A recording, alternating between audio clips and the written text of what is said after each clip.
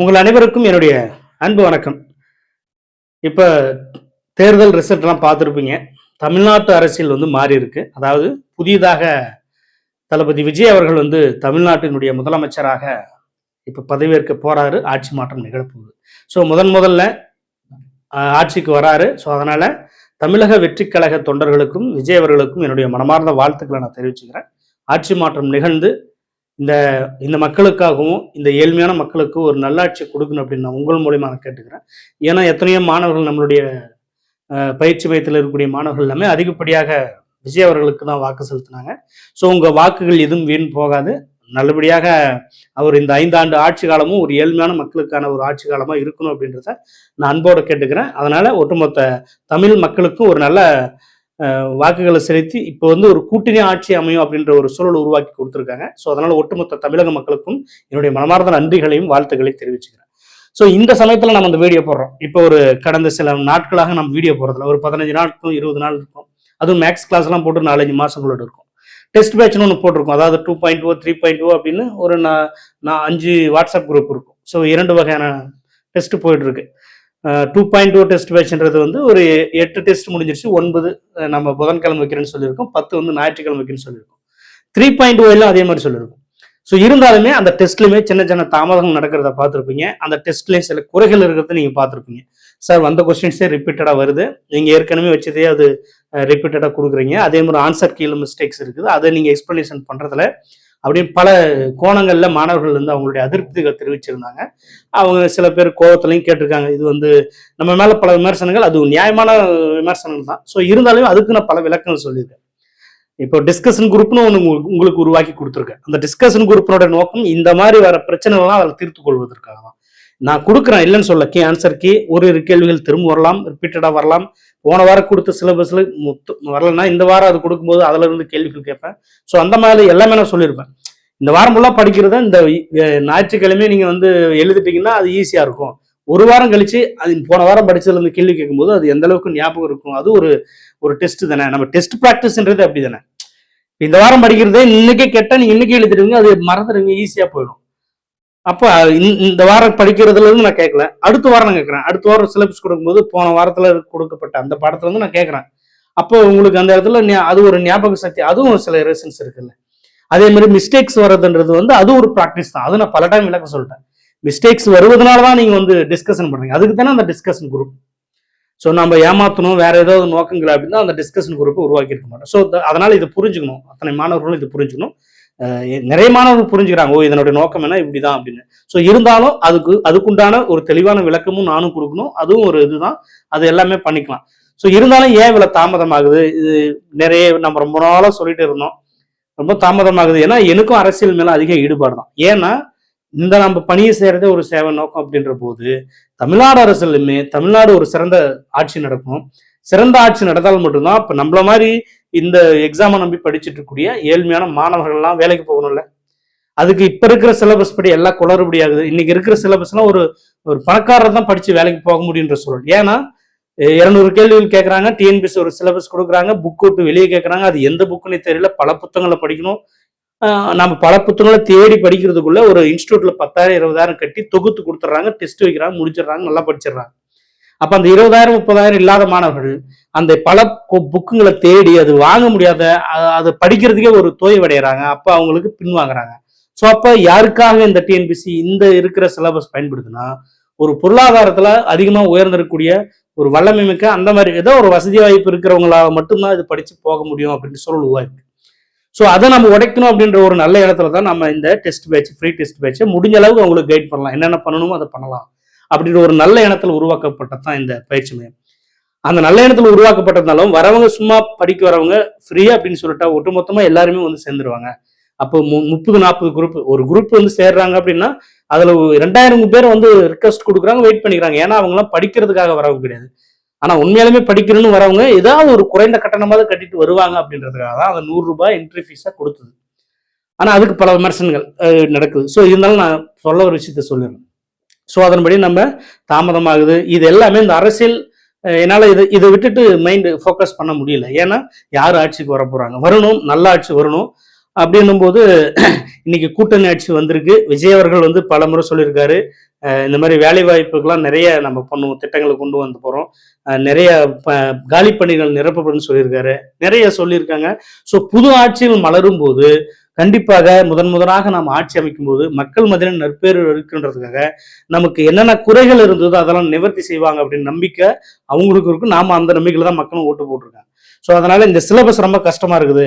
அப்போ ஒரு 10வது ஸ்டாண்டர்ட்னு சொல்லிட்டாங்கன்னா நீங்க சிலபஸ்ன்னு கொடுத்துட்டு ஸ்கூல் புக்ல இருந்து கேளுங்க, கேட்டா மாணவர்களுக்கு எளிமையா இருக்கும். அதே மாதிரி வேக்கண்ட் இன்க்ரீஸ் பண்றதுக்கு 100% வாய்ப்பு. டிஎம்கே ஏடிஎம்கே போயாச்சு, இனிமே அந்த பழைய உருட்டு கதைகளை விட்டுருங்க, அவ்வளவுதான். புதுசாக ஒரு ஆட்சி அமைக்க போகுது. அதனால நாம எதிர்பார்க்கக்கூடிய இவ்வளவு நேரம் வெற்றிடமாக இருந்த அந்த காலி பணியிடங்கள் எல்லாமே கண்டிப்பாக நிச்சயமாக நிரப்புவாங்க. ஏன்னா புதுசா ஒரு அமைச்சரவை பட்டியல் வரப்போது, புதியதாக ஒருத்தர் வருவாரு, இந்த துறைக்குன்னு ஒருத்தர் வரும்போது அப்ப இந்த துறையில தன்னால் மாணவர்கள் நம்ம எத்தனை குறைகள் சொன்னோம் அந்த மாணவர்கள் நிவர்த்தி செய்யணும், அதிகப்படியான காலி பணிகள் விடுவாங்க. இந்த சிலபஸ்ல என்னென்ன பண்ணலாம், இந்த ஏழ்மையான மக்கள், ஒரு கிராமப்புறத்தில் இருக்கக்கூடிய மக்கள் இதை வந்து எளிமையா பாஸ் பண்ணி வேலைக்கு போகணும், அதுக்கு எந்த மெத்தட்ல நம்ம சிலபஸ் கொடுக்கணும், ஏழ்மையான மக்கள் பாதிக்கப்படாத அளவுக்கு ஒரு பாடத்திட்டத்தை உருவாக்கி அவங்களுக்கு கொடுங்க அப்படின்னு கண்டிப்பாக மாற்றுவதற்கு வாய்ப்புகள் 100% வாய்ப்புகள் இருக்கு. இப்ப ஒரு கவர்மெண்ட் ஆயிட்டாங்கன்னா அதுல இருந்து மாத்துறாங்கன்னா ஃபுல் அண்ட் ஃபுல் எல்லாம் மாத்த போறதில்ல, நாம ஆல்ரெடி படிச்சதே தான். ஆனா அந்த அவுட் ஆஃப் புக்கு அப்படின்றதெல்லாம் தாண்டி கொஞ்சம் ஏதாவது ஒரு வழிமுறைகள் நம்மளுக்கு பண்ணி கொடுப்பாங்க. அவுட் ஆஃப் புக்கே இருந்தா கூடமே இப்ப கலைச்சோர்களும் கேட்டாங்க, மொட்டையா சொல்லிட்டாங்க, வெளியில இருந்து கேட்கறாங்க, டிஎன்பிசி மனசாட்சி எல்லாமே கேட்கறாங்க. ஒரு பையன் ஸ்கோர் ஏழ்மையான மக்கள் 6வது புக்ல இருந்து படிக்கிறான், 12வது புக் வரையும் படிக்க, 10வது ஸ்டாண்டர்ட்னு சொல்லிட்டு 12வது வரைக்கும் கேட்கறதே அதிகம், அது தப்பு. அதையும் தாண்டி வெளியே ஒரு அவுட் ஆஃப் புக்ல போயிட்டு அதுல இருக்கிற இங்கிலீஷ் அதெல்லாம் எப்படி படிச்சு வேலைக்கு போவாங்க அப்படின்ற சூழல் வந்து இருக்குது. நம்ம புலம்புறோம், அவங்க காம்படிஷன் அப்படின்னு சொல்லிட்டு போயிடுறாங்க. காரணம் ஆட்சியாளர்கள் சரியில்லை, அந்த துறையை சேர்ந்த அமைச்சர்கள் சரியில்லை, அந்த துறையை சேர்ந்த ஆட்சி செய்யக்கூடிய அந்த அதிகாரிகள் யாரும் சரியில்லை, அந்த அரசியல் இருக்கக்கூடியவங்க. ஏன்னா அவங்களுக்கு இதை பத்தி கவலை இல்லை.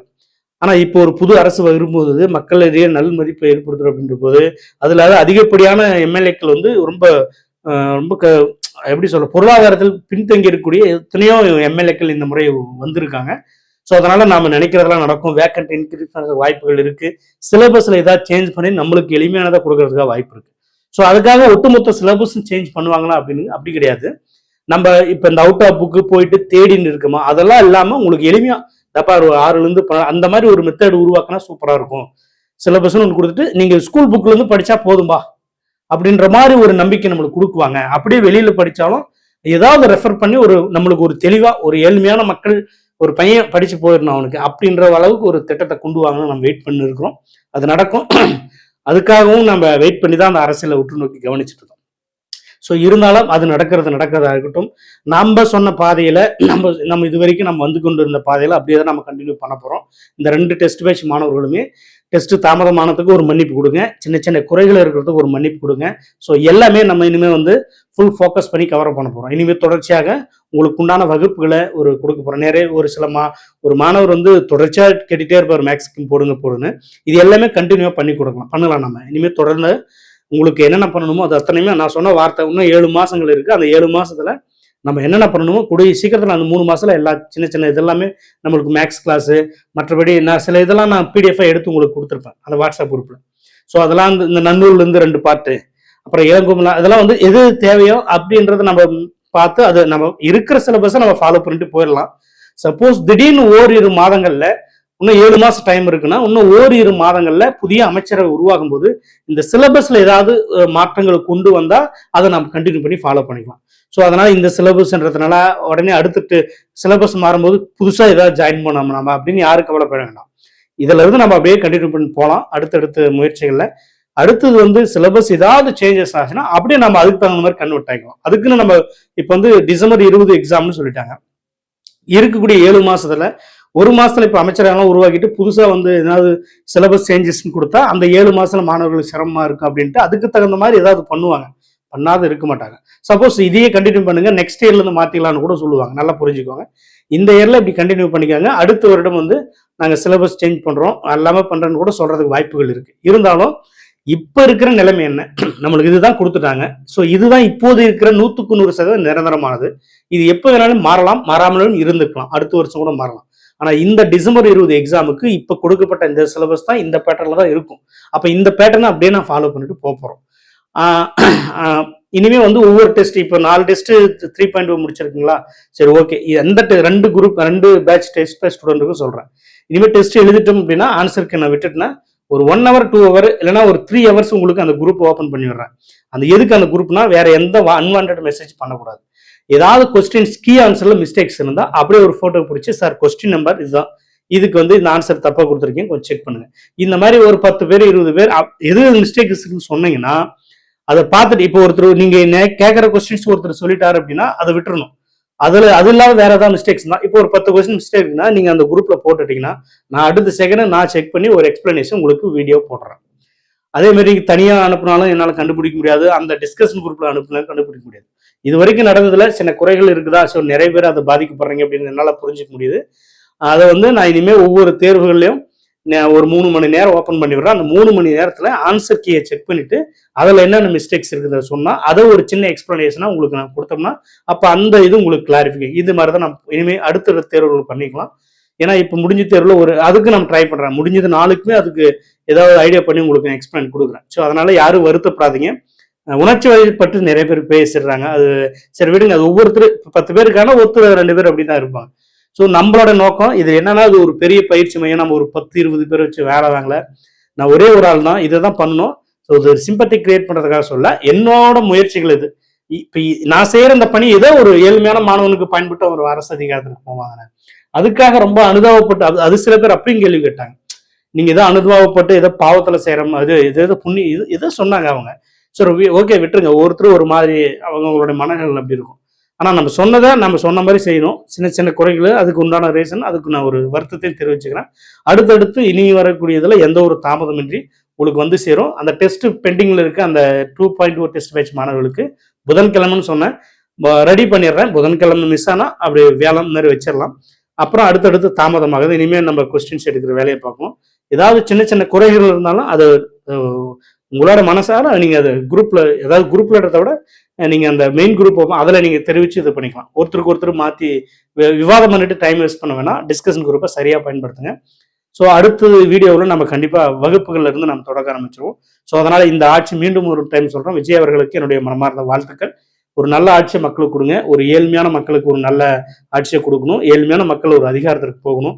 இந்த மாதிரி நாங்களா புலம்பிட்டு இது எப்படி படிக்கிறது அப்படி படிக்கிறது என்கிட்ட பணம் இல்லை அப்படின்ட்டு எங்களை மாதிரி இருக்கிற மாணவர்கள் மக்கள் எல்லாத்துக்குமே ஓகே, நம்மளாலே ஒரு அதிகாரத்திற்கு போக முடியும், அதுக்கு இவர் ஒரு வழிகாட்டியா இருந்துட்டார், அவரோட ஆட்சியில் நம்ம போனோம் அப்படின்னு எல்லாருமே பெருமையா ஏழ்மையான மக்கள்லாம் சொல்லணும் அப்படின்றத நான் கேட்டுக்கிறேன். உங்கள் மூலியமா நான் கேட்டுக்கிறேன். ஓகேங்களா? ஸோ அதனால தொடர்ந்து படிங்க. சரி, நிறைய பேர் வந்து டிஸ்கஷன் குரூப்ல புலம்பிட்டு இருக்கிறத பார்த்தேன். ஸோ அதுக்காக தான் ஒரு சின்ன உங்களுக்கு ஒரு எக்ஸ்பிளனேஷன் கொடுக்கலாம் அப்படின்றத தான் அந்த வீடியோ. அடுத்த வீடியோவில் வகுப்புகள் தொடரும். அடுத்த டெஸ்ட்டுமே தொடரும். குரூப்ல இன்ஃபார்ம் பண்ணுவேன். தாமதமான கொஞ்சம் அட்ஜஸ்ட் பண்ணிக்கங்க ப்ளீஸ். அது உங்களோட அன்பா நான் கேட்டுக்கிறேன். ஒன்றும் வேற ஒன்றும் கிடையாது. நம்ம ஏமாற்றம் நோக்கிறத இன்னும் நம்ம 40 தேர்வுகள் எழுத போகிறோம். இப்போதான் 10 பக்கம் வந்துருக்கும். இன்னும் 30 தேர்வுகள் பக்கம் இருக்கு. இந்த 30 தேர்வுகளுமே சிறப்பாக கொண்டு போயிடலாம். இப்போ ஏற்கனவே கொடுத்த சிலபஸ்ல இருந்து இப்போ டெஸ்ட் 3ல நீங்க கேட்கவே இல்லை கொஸ்டின்ஸ் அப்படின்றீங்க. ஸோ அதுக்குண்டான பாடத்தெல்லாம் அடுத்தடுத்த தேர்வுல கொடுத்து நான் உங்களுக்கு ஓரளவு கவர் பண்ணி கொடுத்துருவேன். நடந்ததை விட்டுருங்க. அது ரிப்பீட்டடா வந்ததாக இதில் கேட்கல, அதுவும் ஒரு ப்ராக்டிஸ் தான். உங்களுக்கு என்ன நீங்க நினைக்கிற மாதிரியே அது வரணும்னு எதிர்பார்க்குறாங்க சில பேர். நம்ம என்ன நினைக்கிறோம் அதன்படி இருக்கணும்னு எதிர்பார்க்குறாங்க. ஆனால் நாம ஒரு கண்ணோட்டத்தில் ஒரு பயிற்சி கொடுக்குறோம் அப்படின்னும் போது என்னுடைய மைண்ட் செட்டில் தான் நான் பயிற்சி கொடுப்பேன். இந்த வாரம் கொடுத்ததுல இருந்து ஒரு கேள்வி கூட கேட்கல அப்படின்னா அது என்னோட மைண்ட் செட். நான் திடீர்னு கேட்பேன், அது பழசுல இருந்து கேட்பேன். நீங்க எதிர்பார்க்கறது என்னன்னா நாம என்ன நினைக்கிறோமோ அதுதான் வரணும் அப்படின்னு எதிர்பார்க்குறேன். ஸோ அதெல்லாம் இருங்க, கொஞ்சம் அட்ஜஸ்ட் பண்ணிருங்க. அடுத்தடுத்து இதெல்லாம் நம்ம சரி பண்ணிக்கலாம். ஸோ ஓகே, அதனால யாரும் சரி இப்படி சொல்றதுனால அந்த கருத்துக்கள் சொன்ன யாரும் வருத்தப்படாதீங்க. அதெல்லாம் உங்களுடைய கருத்துக்கள். அதுக்கு பதில் சொல்ல வேண்டியது என்னுடைய கடமை. ஏன்னா என்னை நம்பி வந்திருக்கீங்க, நான் தான் பதில் சொல்லி ஆகணும். எவ்வளோ ஒரு குறைகள் இருந்தாலும் நான் பதில் சொல்லணும், அதை நிவர்த்தி செய்யணும். அந்த பணிகளை செய்வேன். ஸோ அனைவருக்கும் வாழ்த்துக்கள். கண்டிப்பாக இந்த ஆட்சி நல்லபடியாக மக்களுக்கு உருவான ஒரு ஆட்சியாக இருந்தால் நாமும் எல்லாருமே அடுத்த வருஷம் சந்தோஷமா அரசு அதிகாரத்துக்கு போவோம். நன்றி, வணக்கம்.